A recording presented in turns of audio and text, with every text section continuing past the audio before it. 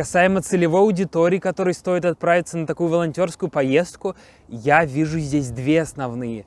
Первое – это те, которые не понимают, чем они хотят заниматься по жизни. В нашем случае нас интересует волонтерство. Сегодня я хочу не только смотивировать тебя на то, чтобы изменить свою жизнь, стать счастливее, но также поделиться практическими советами, как это осуществить с помощью международной волонтерской стажировки.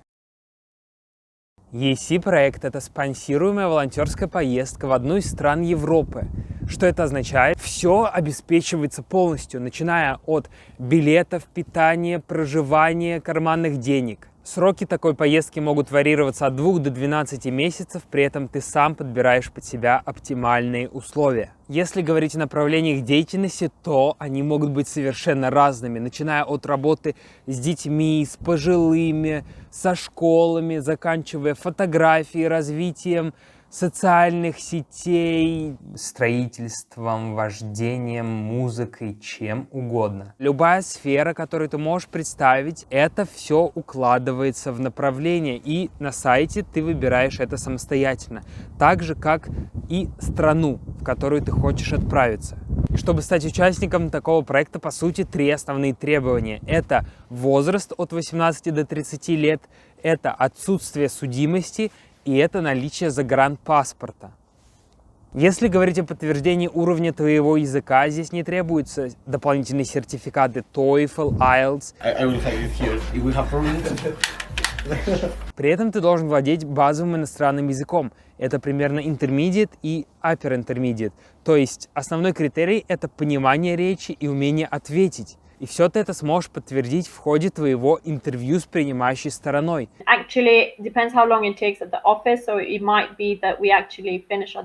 Если ты чувствуешь, что тебе не хватает языка, не стоит расстраиваться, потому что за полгода, даже не находясь в англоязычной, в иностранной среде, ты сможешь это практиковать. Учи тексты, пиши о себе эссе, учи информацию о себе, базовые знания, сведения, свои интересы. See how they affect the world around. There is no time for this. Get it. Через практику ты наберешь эти знания и сможешь участвовать в проекте вместо того, чтобы говорить: мне не хватает знания, мне не хватает владения языка. Все в твоих руках. This world won't change anything, because no one is able to cope with such a global task as educating the population alone. Несмотря на то, что программа не требует обладания никакими навыками, то есть ты можешь просто закончить школу и подаваться на проект, при этом важна твоя мотивация, почему ты хочешь стать волонтером в этой сфере, в этой области, на этом проекте. Несмотря на то, что, еще раз, ничего от тебя не требуется, будет плюсом, если у тебя есть навыки и знания в этой области. То есть ты был в школе фотографом, подрабатываешь как фрилансер фотографом или проходил какие-то онлайн-курсы. Это все, вне зависимости от сферы, будет плюсом в твоем портфолио. Именно поэтому волонтерство и социальную политику, форумы, фестивали лучше начинать с ранних лет, начинать со школы, начинать с колледжа, начинать с университета. Чтобы этого достичь, мир во всем мире, относиться к людям вне зависимости от религии, вне зависимости от пола, возраста, нации, относиться как к человеку. Молодец. Спасибо. Это было так и у меня, и шаг за шагом я развивал свои навыки, я развивал свои знания и узнал о международном волонтерстве. Касаемо целевой аудитории, которой стоит отправиться на такую волонтерскую поездку, я вижу здесь две основные.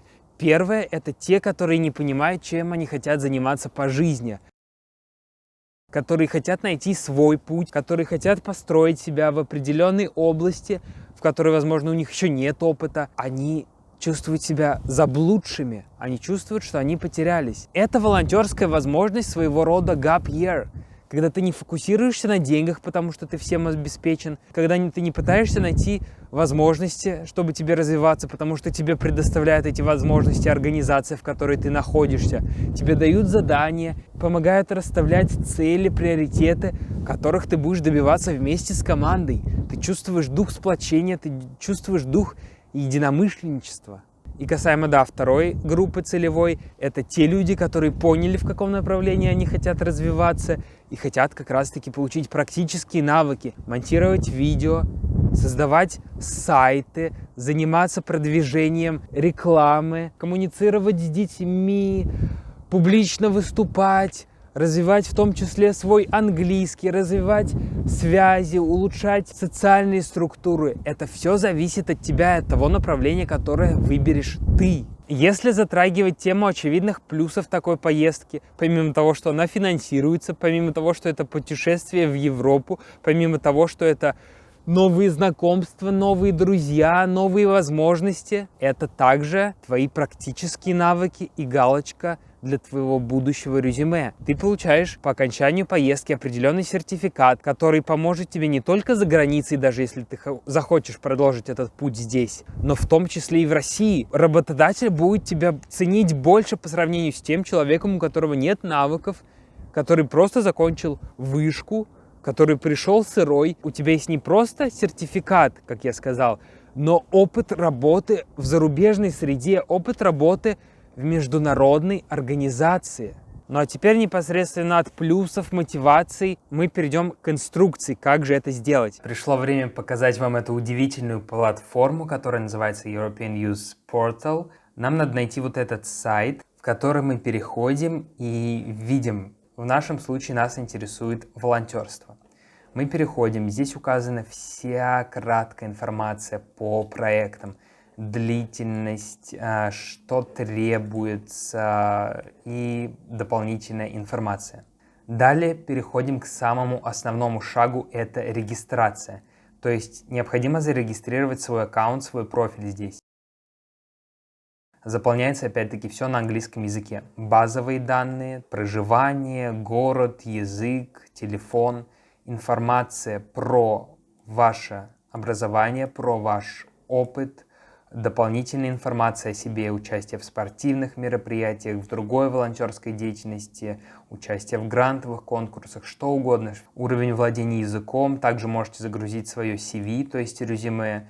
И я рекомендую это сделать, потому что у каждого из нас есть те навыки, которые, возможно, мы не ценим, не замечаем, но если мы грамотно, красиво упакуем наш опыт, наши предыдущие сертификаты, онлайн те же курсы, у интервьюера есть представление о нас. Дополнительная информация по нашим преференциям, то есть хотим ли мы в определенную страну, также мы указываем, почему мы хотим, указываем, есть ли предыдущий волонтерский опыт. Это основная информация, которую мы должны заполнить, прежде чем перейти к поиску проектов. Поиск проектов осуществляется по вкладке «Возможности», то есть «Opportunity». На данный момент мы смотрим, у нас всего 78 волонтерских проектов. В зависимости от страны, в зависимости от направления, в зависимости от даты начала и окончания, в зависимости от продолжительности, у нас это будет все круг сужаться, и нам будет легче выбирать. И, соответственно, когда мы выбираем интересующие нас направления, интересующие нас даты, мы видим те проекты, которые доступны. Например, Discover Chess with EAC. Мы переходим в эту вкладку проекта, где у нас указана информация об организации, где у нас указана информация о проживании, питании, о количестве средств, которые выделяются. Также про что требуется от нас при направлении заявки, потому что иногда достаточно просто на сайте отправить свое заявление, application, нажать apply, указать мотивационное письмо и нажать «Отправить». Дальше ждать ответа на почту. Но некоторые организации при этом требуют не просто оформления заявления на сайте, но в том числе дополнительного. Оно, как правило, размещено либо на их официальном сайте, либо на Google, в Google форме. Соответственно, нам необходимо будет отправить заявление как и здесь, так и на другом указанном источнике. Дальше что от нас потребуется? От нас потребуется ждать. Сколько ждать, это неизвестно, и поэтому тут нужна действительно выдержка. При этом не стоит думать, что достаточно отправить одно-два заявления. Чем больше application ты подаешь, тем больше вероятность, что тебя отберут на тот или иной проект, и потом будешь выбирать, получается, ты уже, какое ты хочешь выбрать направление. Да, разумеется, первое время будет тяжело, ты будешь учиться писать motivation letters, ты будешь учиться составлять резюме под подбирать, скажем, это под определенную организацию, если это в сфере экологии, если это в сфере спорта, будешь ждать. Но если ты действительно хочешь этого, ты знаешь, что никаких границ нет. Небольшая пометочка, тебе надо будет при отправлении твоего application указывать отправляющую организацию. Это указано здесь. Вот, необходимо выбрать отправляющую организацию. Выбираешь свою страну, откуда ты отправляешься. Из доступных организаций ты выбираешь любую и пишешь ей на почту: я хочу, чтобы вы стали моей отправляющей организацией. Тебе не надо не платить какие-то дополнительные взносы, расходы и так далее, и так далее.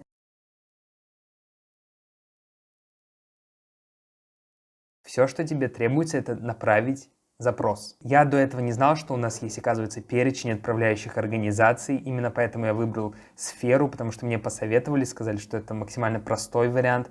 И я так и сделал. Я надеюсь, что это видео было действительно для тебя полезным и практически применимым для того, чтобы начать свой путь. To start your own journey. И что важно, это очень похоже на стажировку. Тебя сначала научат, как, например, создавать сайты, как монтировать видео, как брать интервью, как составлять план публичных выступлений. И шаг за шагом ты будешь это применять в своей практической деятельности. Шаг за шагом ты познаешь это, и это станет твоим навыком. То есть тебе передадут знания, покажут, как это делать, и это станет частью твоей профессиональной деятельности. И, разумеется, огромнейшая и важнейшая возможность — это новые знакомства, друзья и расширение круга знаний и интересов. Ты понимаешь, ага, я могу устроиться в европейской организации, ага, я могу даже остаться здесь жить, потому что некоторые участники таких проектов понимают, что это действительно то, что им нравится, это то, чем они хотят заниматься в своей жизни. Именно поэтому, несмотря на то, что у тебя тут ограничен срок твоей поездки договором, дальше все зависит от тебя. Ты можешь подаваться на работу, ты можешь подаваться снова на резидентскую карту, ты можешь постараться каким-то образом остаться в своей организации. Если тебе интересно узнать, как проходит жизнь на проекте, чем здесь занимаются, как пройти интервью на проект и другие подводные камни, другую инсайдерскую информацию, то эти темы я раскрывал в своих предыдущих видео, в том числе на стримах, где в тайм-кодах все подробно обозначено. Никакая информация, никакая теория не поможет тебе и не изменит твою жизнь, пока ты не начнешь маленькими шажочками в реальной действительности изменять ее, делать, уходить от своей рутины ненавистной, уходить от той сферы, которая тебе не нравится. Это все зависит от твоих каждодневных действий, потому что каждый действительно день мы делаем этот выбор. Каждый день. И знаешь, я бы по-прежнему продолжал прокрастинировать, по-прежнему продолжал залипать в интернете, играть в компьютерные игры, проводить время в токсичных сообществах. Но я бы не смог наслаждаться этими видами, этим солнцем 21 декабря.